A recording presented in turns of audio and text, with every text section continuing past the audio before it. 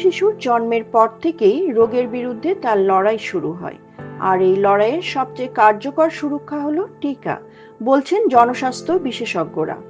বাংলাদেশের সরকারি টিকাদান কর্মসূচির আওতায় শিশুদের বিনামূল্যে বিসিজি, পেন্টাভ্যালেন্ট পোলিও, পিসিভি এবং এমআর টিকা দেওয়া হয়, যা যক্ষ্মা, পোলিও, নিউমোনিয়া ও হামসহ প্রাণঘাতী রোগ থেকে সুরক্ষা দেয়।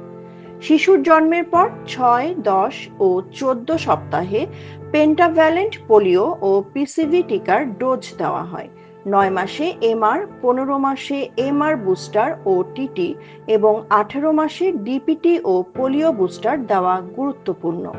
এছাড়া ৫ থেকে ১২ বছর বয়সে ডিটি এবং ১০ বছরের পর টিডি টিকা দেওয়া হয়।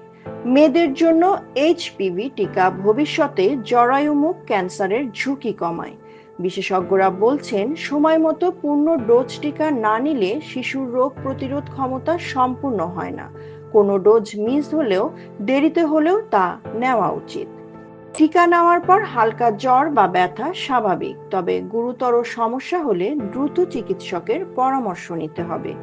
অনেক ক্ষেত্রে টিকা নিয়ে ভ্রান্ত ধারণা থাকলেও চিকিৎসকদের মতে নির্ধারিত সব টিকা নিরাপদ।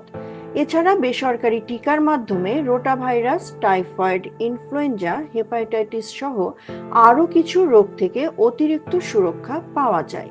বিশেষজ্ঞদের মতে টিকা শুধু একটি শিশুর সুরক্ষা নয়, এটি পুরো সমাজের সুরক্ষা নিশ্চিত করে, যা হার্ড ইমিউনিটি নামে পরিচিত। সাদিয়া রহমান, নিউজ ডেস্ক, বার্তা বিচিত্রা।